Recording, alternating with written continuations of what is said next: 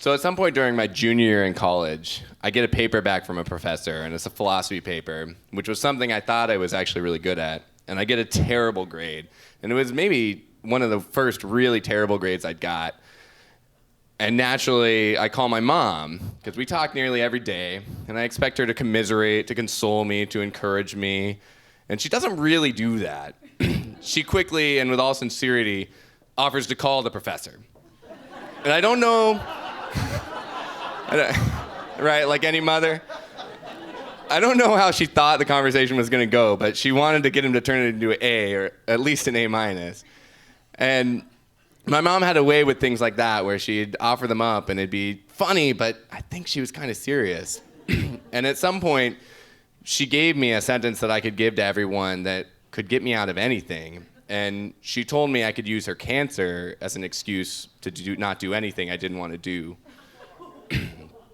So in 8th grade, my mom found an irregular lump on her breast. And I really clearly remember a conversation with my dad. We were in my kitchen, and he was telling me that my mom had been diagnosed with breast cancer.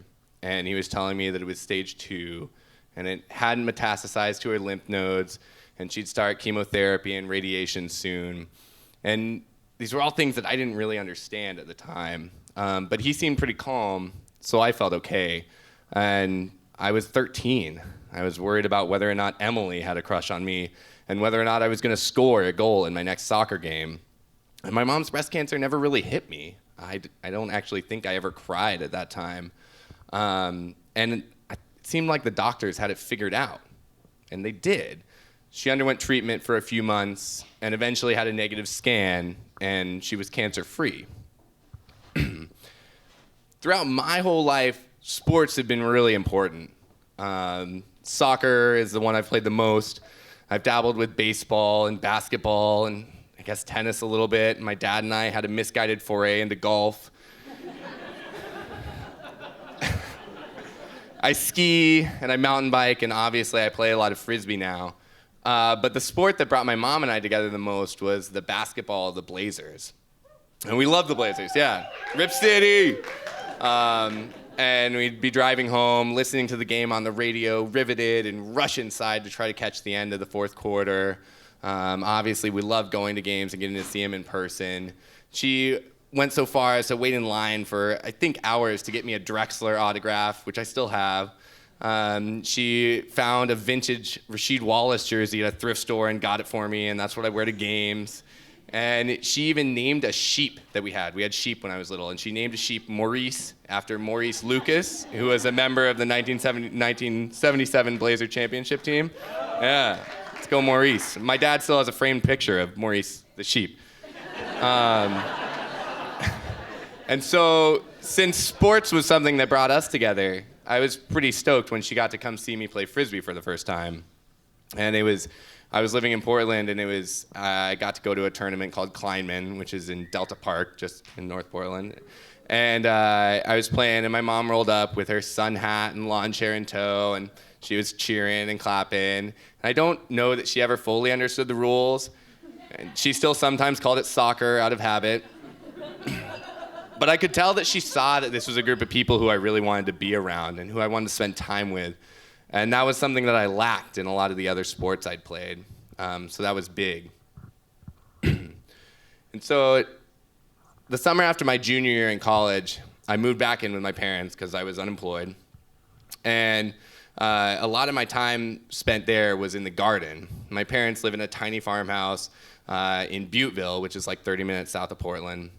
And so my mom and I planted this huge garden. And it really was giant and enough to feed potentially the entire town of Butteville, which is like 15 people. And so one morning I'm out there in the garden, and my mom drives home and comes out, and she'd been on a walk with her best friend. And she walks out and kind of calmly tells me that she thinks I need to take her to the ER. And her symptoms were kind of weird. They're like those of a stroke. I remember when she drove into the garage, the car kind of bumped along the wall, and then we went inside to try to call my dad, and she could recite the digits of his number to me, but she couldn't get her fingers to dial the phone right. So later that day, we learned that she'd had a recurrence and that cancer was growing in her head. And she'd been cancer-free for 7 years. And I spent the afternoon calling people and telling them what little information I had. So she started another round of treatment, another round of weekly doctor's visits, appointments with specialists. It felt like a lot of the information I got was confusing.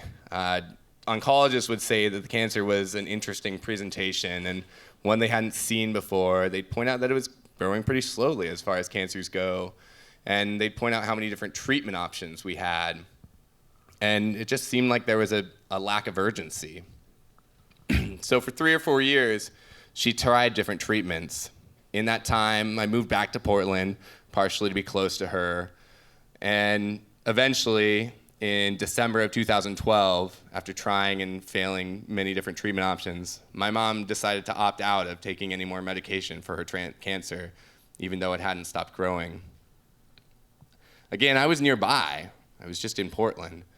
But it was surprisingly difficult to make time to see her.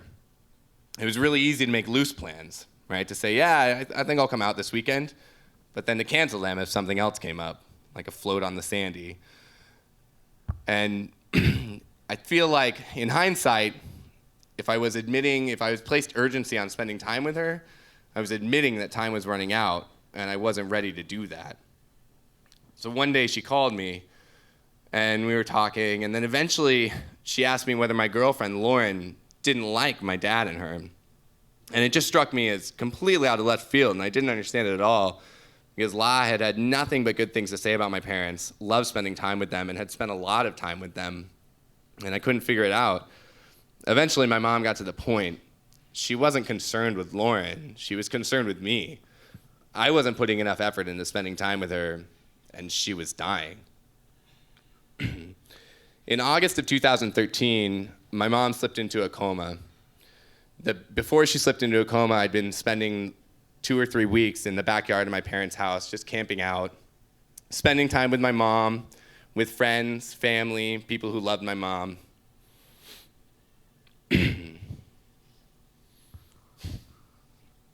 She died the morning of that same frisbee tournament that she'd come to see me play that first time. At 4 a.m. on Sunday, my dad woke me up to tell me that she'd died. And my team was there. I was playing on Engine 45, which at that point was a competitive mixed team that really wanted to win the tournament that weekend. I didn't feel any obligation to be there. I knew that my team didn't expect me. They knew exactly where I was and why I wasn't there.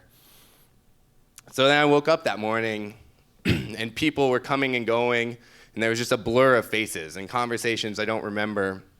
And I got restless.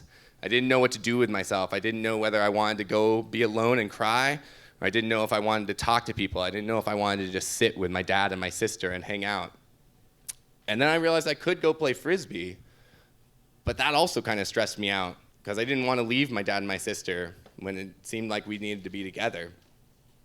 But like any good supportive family members, they told me to go when I asked them. They told me to go do what I needed to do.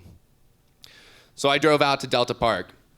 I got to the fields, and my team was already 2 games into the day, and I warmed up on the sidelines by myself, watching them beat a team from Seattle. And I focused on preparing myself physically, practicing a routine that I'd done dozens of times, realizing that I couldn't be sad if I wanted to play hard, and that's all I do is play hard. Realizing that I couldn't really experience grief if I wanted to sky my nemesis from Montana. I just had to read the disc better than him and jump high. I don't know if I expected anything concrete or if there was anything clear in my mind to come out of that weekend, or if I thought that it would help me heal or help me feel better. My team didn't win the tournament, and I know that the sadness of my mom's death will probably linger forever. But there was some sort of relief in getting to just be an athlete and knowing that was all that was expected of me.